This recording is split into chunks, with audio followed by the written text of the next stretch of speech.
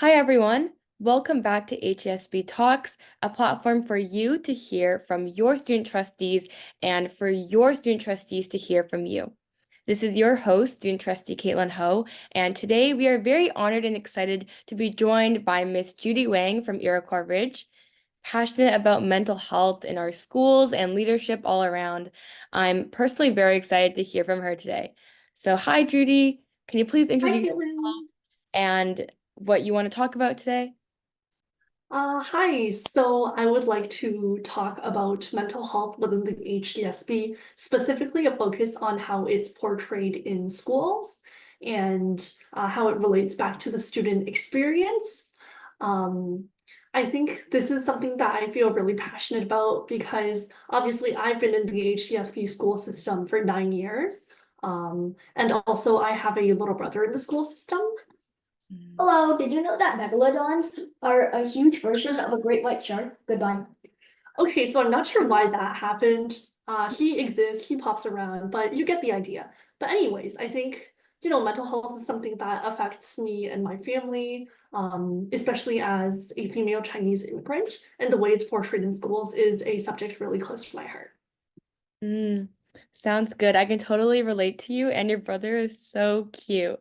And can you please share like a fun fact about yourself, maybe what you're passionate about outside of mental health, outside of school? Uh, hmm. So, fun fact about myself, I'm borderline addicted to British parliamentary debate. I go to way too many tournaments. Personally not great for my mental health, but you know what? Debate is more fun, more important, and it has gotten into me. So yeah, I caught that bug. Yeah, for sure, me too, especially during grade 9. I was like definitely very into that. Not so much anymore. I'm a little bit retired now, but Judy's also a very, very great debater. So if any of you guys listening want to reach out to her about that, that'd be amazing. Cool. So jumping straight into kind of our chat today.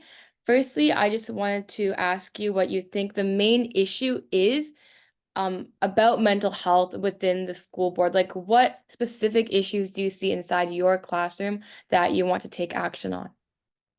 So I think firstly, the HDSB school board has done something about like raising awareness on mental health, and that's a really, really good initiative, and they've done overall great job of that. We have teachers like talk about this. Like right now, if you're in class and you say, "Oh, I'm not feeling very well, like mental health wise, can I maybe have an extension?" That would be a valid reason, and that's really, really good. But this awareness is kind of like there are two sides to it. And we're only looking at the side of mental health being related to mental illness or stress or like, the negative side, insofar as how to deal with stress, how to help a friend who's in distress, how to identify elements of mental health where intervention with adults or professionals might be necessary. Very, very important stuff for us to learn.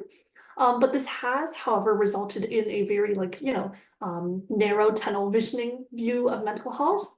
Um, but so during my work as a member and the leader of the HDSB Student Mental Health and Wellbeing Student Advisory Committee, right? So I was in that committee and we had one of our staff advisors talk to us about the dual continuum of mental health and talk about how mental health is like a really, really wide spectrum.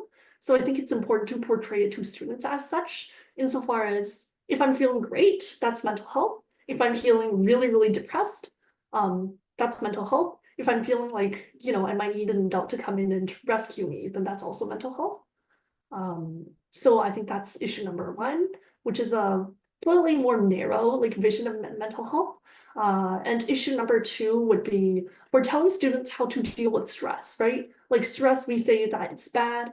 We say that it's caused by the hormone cortisol and it makes us feel like down in the dumps. So we should eliminate stress. But the thing is, like, firstly, stress is necessary insofar as it's evolved over millions of years to keep us alive. If you don't have stress, you're gonna procrastinate and you're gonna fail your math test. Not that without procrastination, you're actually gonna pass it because, I'm bad at math, but that's irrelevant. The issue at hand being right now, students are given tools to deal with stress, but not tools to eliminate the source of stress. So like we need to focus more on time management at school and how to actually like deal with things that are causing us stress maybe like interpersonal relationships or things that are going on at school, right? And issue number 3 would be that students these days, I don't think, are resilient enough.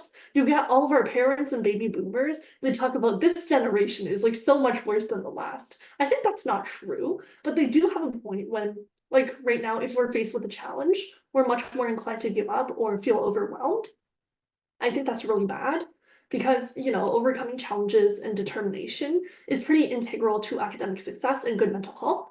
So equipping students with what's needed to face their challenges with a more like, we call it growth mindset, but it's really just resilience, right? Yeah. Yeah, for sure. I really like that. Especially the second issue that you're talking about, being more proactive in a sense, like not just putting band-aid solutions on, oh, how to cope with stress when you get it or how to deal with like mental illness when you get it, but also making active steps to try to prevent it within the classroom is really important. And I also really, really like the idea of looking at mental health from like all perspectives, not just, oh, mental health is so bad. I think that's exactly what leads to that stigma that, oh, mental health is always about like suffering. Mental health is always about negativity. I think that's super important. Also, seeing mental health as something that's empowering, that's like related to, you know, positive feelings. Like when you're, again, like feeling happy, that's mental health. And when you're feeling cared for, it is too. So that's really cool. Would you like to also maybe speak a bit about the mental health and well-being advisory council you were on, maybe what it entails, what it is, and how students might be able to get involved in that in the future? Of course. So full name is actually HDSB, Mental Health and Wellbeing Student Advisory Committee. I did not come up with the name. It's not my fault it's so long. But the committee has honestly been one of the most welcoming spaces I've ever been in. So it's our job to look at HDSB policy and analyze it from the student perspective. So this year, one of our teacher advisors or staff advisors was Miss Michelle Bates. And she is the mental health lead of the HDSB. So it's her job to like draft up this policy and review it. So she would be directly hearing the ideas of the students on the committee. So the committee has like 20-ish people on it, right? We're composed of students from grade 7 to 12, and we're led by 2 returning members. So next year, or well, this time we have 3 co-chairs. So we have 3 co-chairs leading the committee next year, and we provide what students think on policies. There are many opportunities like, so this year, one of our grade 8s got turned into a movie star. He was starring in, I think they're called multi-year plan videos. And then that was really cool. We could also speak at PD days. That was more for the co-chairs. We ran an Instagram account and we keep into contact. So we start recruitment, or as we like to call it, indoctrinating the children. We do that in probably November or maybe October. I'm not sure how they're going to do it this year, but you are going to hear about it on the Instagram that we have. So keep an eye out for that. We're also going to be mass emailing students and maybe their families, but I'm not sure again how the co-chairs this year are going to run it. But the point is you apply, hopefully you get in, and then it's just such a welcoming environment. Like I know be yourself is cliche and to be frank, but it is a space for you to be genuine. You will not be judged. Everyone else in there is as weird as you are. And they are honestly very, very like brilliant minds, like so much good collaboration. And it's a place where for like maybe an hour or 2 every month, you can be completely safe from the stigma surrounding mental health. Also last year we did have an in-person meeting and everyone got to eat pizza. So that's an additional reason why you should join. Sure. And yeah, so definitely a very interesting committee for you to get onto if you want to make change at the board level, because we're like advising policy and that's how we kind of differentiate from other committees before us, or like the debate geeks say it, not be derivative of what have. Yeah, for sure. Definitely so much incentive to get involved in that. I think also a really big perk of it is that it's not just limited to high school students, but also, you know, grade 7, grade 8, intermediate students representing, you know, elementary school and how we can start learning about mental health from a young age too. I know personally you were in grade 8 or grade 7 when you first joined, right? So yeah, and you should know the children are probably like the most enthusiastic group in there. Like they have done so much. Some of them are execs, but they're very involved. They come to all our meetings. They're youthful and they have very like interesting, very progressive ideas. So definitely a super important demographic of our committee. Yeah, for sure. So, speaking on the idea of having like youth voices and specifically children and student voices in terms of mental health, how do you think we as a board like Halton District School Board can aim to address, any issues, any of the three issues that you're talking about at the beginning pertaining to mental health? So, thank you so much for that insightful question. I think the three issues being firstly, a narrow view of mental health. Secondly, being not enough resilience in our schools, right? And thirdly, being that students right now are being taught stress in a very, very like Band-Aid solution way. I think addressing those would, like there are several solutions that can actually cover all of them. The first thing is actually having students be involved in the leadership process, right? So like having students join these committees. So I think firstly, this builds a lot of resilience because to be frank, the committees get run into all sorts of adversities. Like the logistics involved at holding our first in-person meeting was enough to make me just want to curl up and like not do anything at all. And of course, the adversity of having to like, commit to all of these meetings and actually having work you need to take home, and having a support system. So having other students who you can talk to about this, I think this builds resilience. Secondly, it allows students to learn about mental health in a much deeper and more multifaceted way. Like I myself was exposed to the idea of the dual continuum or the idea of a spectrum of mental health through the committee. And thirdly, on addressing students being taught stress as a like being taught how to deal with stress as a very like band-aidy solution, right? I really like your turn of phrase there. So I think students, when they are actually taking action in leadership groups, they're making mental health something that they can act on. So they can go, so this is how we can like make these policies. This is how we can do initiatives at our schools to make things better. And this is how we can solve bad mental health from the root, like maybe digging out stigma or, tackling things like racism that cause bad mental health. Instead of just going, I'm stressed, so I'm going to eat some ice cream and continue feeling stressed the next day. Although that is a really good solution and it does do in a pinch. So I think that's the first solution. Second solution would be for teachers in classes to like talk about mental health in a way where students can, I think resonate with this. Again, this is a pretty old idea, but it's kind of hard to implement because, each teacher has their own interaction with mental health insofar as teachers themselves are human and have their own experiences. But I think right now, this problem that a lot of kids have with mental health is that the way we're being taught it is like really, really stilted, right? Like it goes, oh, this is how you talk to a friend in distress. You must act in this particular manner. These words are all no-no words. I don't think students like that. I think students at school use therapy speak all the time, even when there is a teacher in the classroom. They don't use the correct vocabulary the way they should. They might make hurtful comments by accident. And they're kids, like we want to play, right? So I know that my little brother had an initiative at his school, I think courtesy of the Student Senate Mental Health Committee. And that was when they brought in fruit and they were talking about this is the mental health committee that came up with this idea. They got to learn about what mental health was. And then they each grabbed an apple or a banana and they ate it. And they liked that because they like it's healthy food, but also they like eating food. They like, watching their friends eat food. That's interactive, it's fun, it's something they can jump on. And my little brother was debating another kid about why the heck he would grab an apple when he can just eat bananas. It was like a very joyful kind of thing, right? And that versus your traditional classroom mental health, child, you must not say this. This is such a hurtful comment, is not something that kids can take home and actually resonate with. So I think more interactive initiatives is definitely something we can work into our curriculum. And I just want to conclude by saying it's super important to note that these things like take a long time. Like building committees, like expanding committees, getting kids to do initiatives, getting kids to perceive mental health as something they actually care about versus something I have to sit through at school because the teacher told me to. That's a paradigm that's going to take a long time to shift, but that's why we need to I like to call them baby steps, but just make things better one thing at a time, right?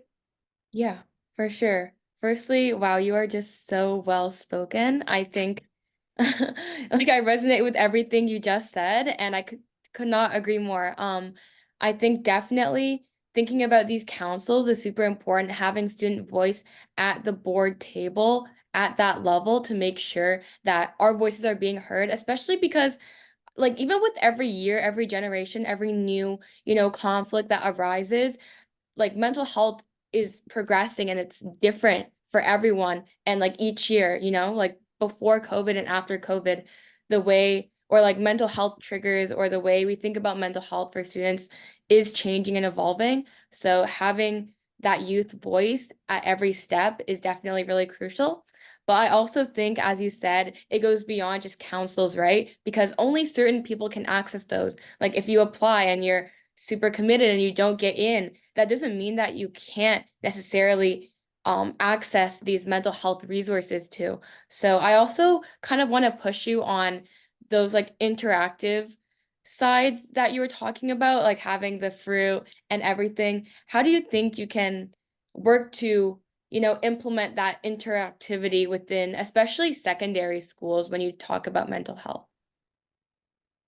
Very good question. The thing with secondary students is that if you brought a bunch of bananas and apples to their school, I don't think that's going to be met with the same childish, like naive, beautiful enthusiasm that you get in elementary school. Especially since in secondary school, like the stereotype or the stigma that mental health is kind of cheesy and not cool, is quite pervasive. And honestly, I don't think a lot of teenagers want to pause and talk about it. So I think interactivity then stems or interactivity can occur in several ways.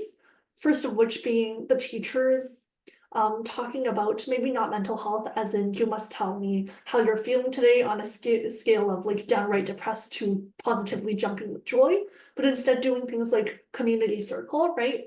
Like I have an English teacher who starts every Monday with something called a lemon and a cherry, which means we need to tell you one good thing from our weekend and one bad thing. And that not only caused us to be able to open up a little about our experiences, but also provided us an opportunity to let something really bad off our chest or share a joy with the class. And honestly, some of the lemons or cherries are quite hilarious, very random, brings us closer together. So I think fostering a classroom atmosphere of being able to share things with each other in like casual little snippets instead of full on like therapy sessions, right? I think that makes students much more eager to talk about this sort of stuff. And secondly, on making mental health seem normal by using these little snippets versus saying, oh, we should only talk to our teacher about our mental state when we're feeling that we're so depressed we can't even do homework, right? Um, Honestly, I think talking about mental health a lot should not be done that much in secondary, more so in primary. Obviously, keeping up the conversation is important. But for firstly, the coursework is heavier in secondary, so we have to get through that, unfortunately.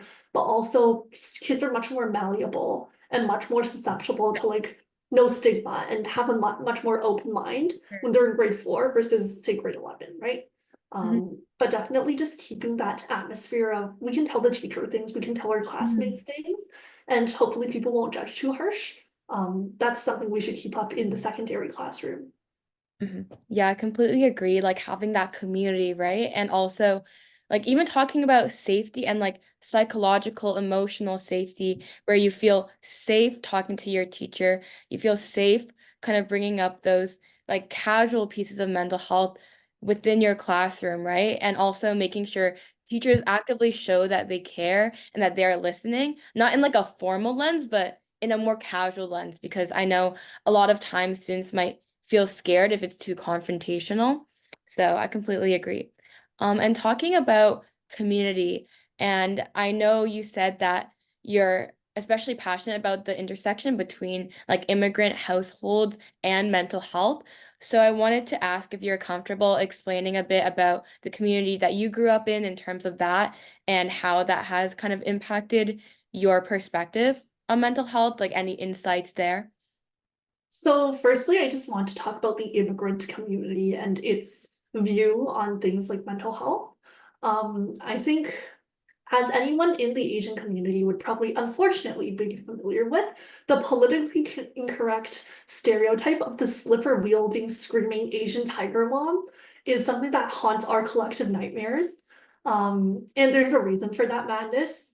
So I think, generally speaking, people coming from an Asian background, like because their parents came here from countries, and those countries were much more competitive.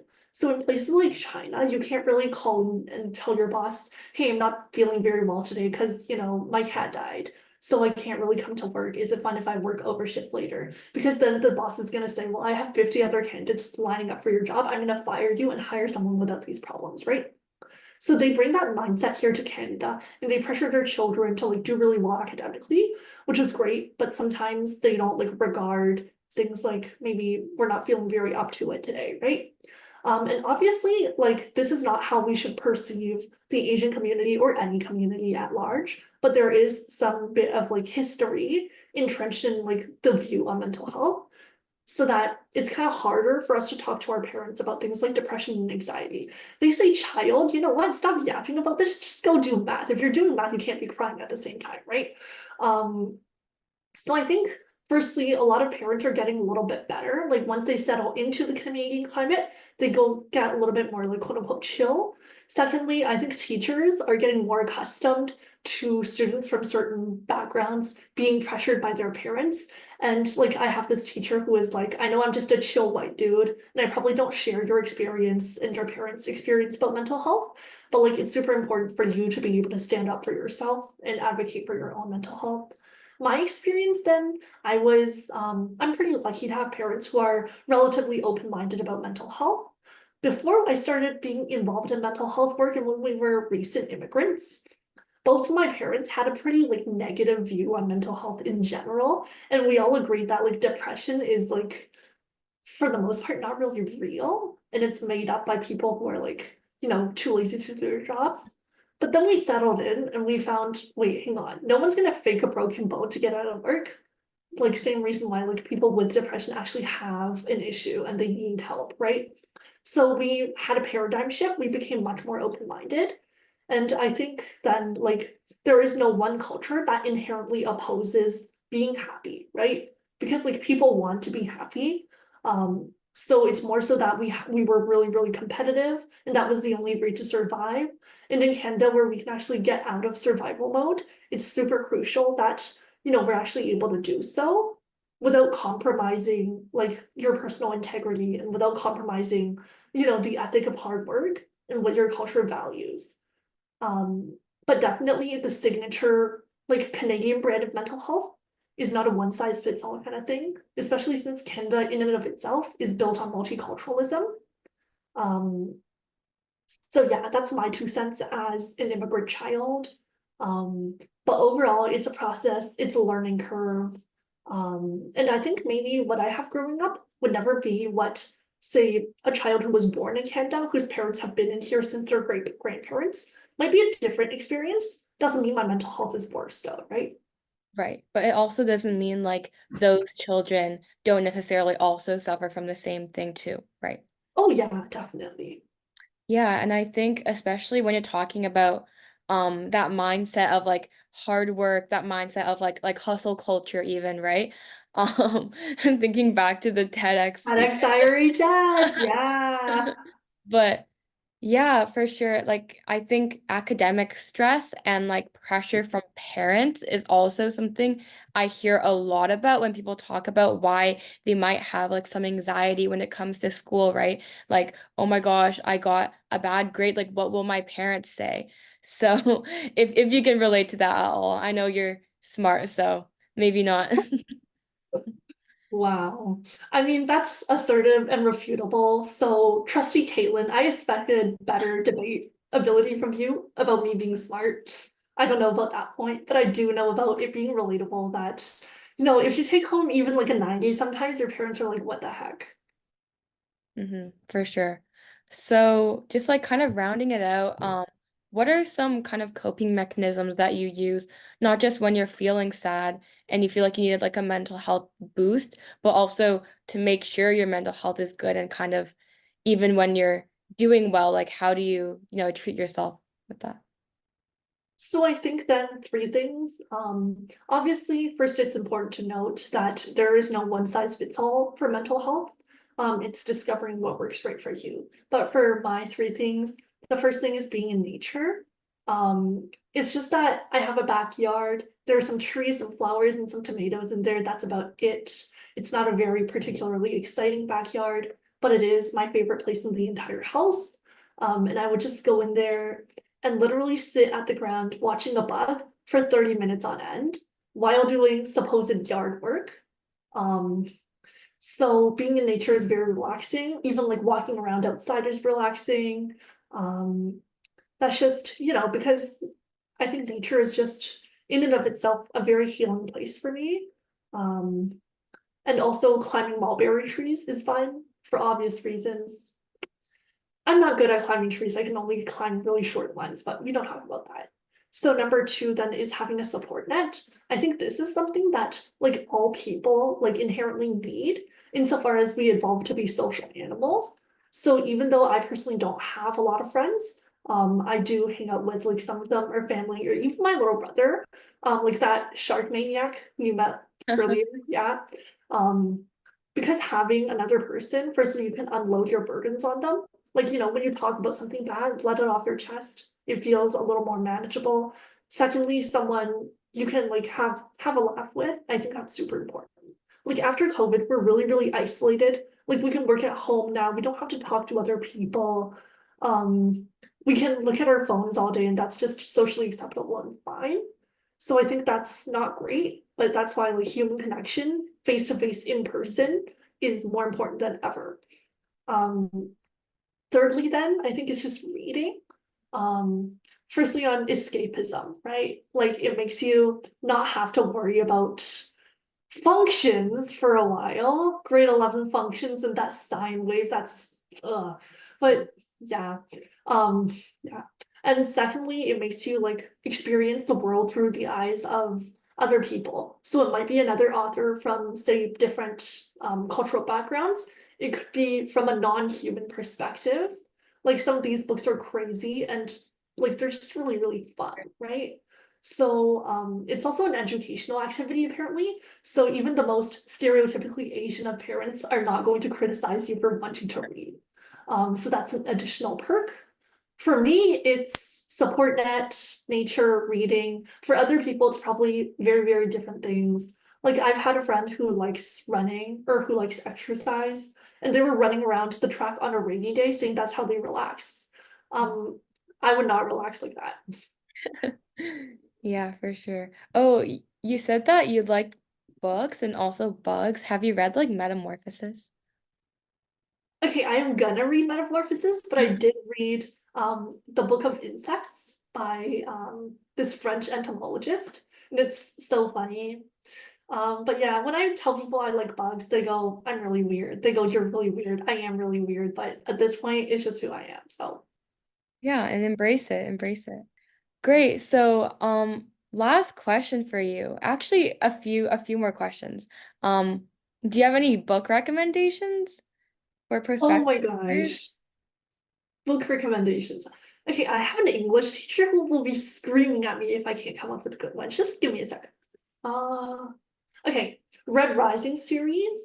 It's about basically a lot of sci-fi and there's also like social justice. There's rising up against an oppressive regime. There's some really, really cool espionage. And it's like a pretty long series too. So there's a trilogy and then another trilogy, I think. I didn't read the second one, but it's really good. Red Rising by Pierce Brown. Secondly is Legendborn. That is supposed to be a four-parter, but book 3 is only going to release sometime in March. So that has me really mad because I want to read it. It's about a Black girl, I think. So there's definitely some like, cultural background there, and that's really cool. It's also about magic. And there's a really cool love triangle in there. And then the Hunger Games trilogy for anyone who likes darker, more violent stuff. Definitely not for small children or innocent people, but that one also has a lot of perspective and good emotion. And like, don't call me a child on this one, but the Harry Potter series. Firstly, it's a 7-parter, so it like you have time. So it takes up a lot of time to read, which is great. And also like it's a classic, there's magic in there, it's just cool. It's just cool. I know that's more so for 4th graders, but it is just cool. Honestly, not really. Like, I know my brother, well, he's like in grade 7, but he also has read Harry Potter like countless times. I read it countless times, and it's always good to have, your comfort book series to like fall back on, especially when you want that mental health break and you want to just like lie in bed and relax and read a good book. So, Oh yeah, and when you're in like grades, say 2 or even 1 to 3, picture books are great. Like I know when I was in grade 3, I read probably half of all of the works of Geronimo Stilton. I'm not proud of it. It's an anthropomorphic mouse who goes around riding dragons. It's quite silly, but it is the essence of my childhood. for sure. Okay, great. Just one last question to round this out. Do you have any advice or any last words regarding mental health, maybe for someone who might be struggling out there, or anything you want the audience to keep in mind as they, hop off this interview and go about their daily lives? Firstly, when you asked me for last words, I was nervous. I have a debate partner and she needs me. I cannot go. But more like, okay, enough of this. If you've gone so far and you listen to all of my yapping, then I think you deserve to know, as a member of the audience then, that I'm pretty sure you're dealing with something quite hard right now. Whether it be just the stresses of day to day or maybe a particular event. And it's really hard for us to believe in that moment that we can come through. But if you're a member of the audience, you've probably been alive for quite a few years and you've probably like struggled already and you have been through times where you're like, how the heck am I going to make this through? Like this has me utterly defeated, right? So definitely there will be a calm after the storm. There's always going to be a better tomorrow. And I know I sound like that bug from, was it Pinocchio or somewhere, who wants to like wish for a better tomorrow or something like that. And that's really naive. But I think believing in being able to do something, being able to confront your fears or overcome your challenges is an integral part of actually doing that, right? So definitely, if you're struggling with anything in your life, the first step towards getting better mental health or even solving the issue is believing that things can and will get better for you, as long as you don't stop trying. So I think resilience is of the utmost importance because people fall down all the time. But yeah, can you get back up though, is the thing. And that's something we need to teach in schools, but that's also something you personally have to believe in. You have to believe that, hey, I fell down, but I have to get back up.